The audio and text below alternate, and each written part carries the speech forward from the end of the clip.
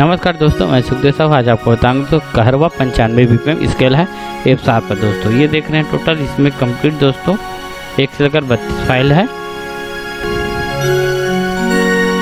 ये काफ़ी अच्छा लूप है दोस्तों। तो वीडियो में मैं भी कंप्लीट 32 फाइल को चला के आपको बता रहा हूँ दोस्तों।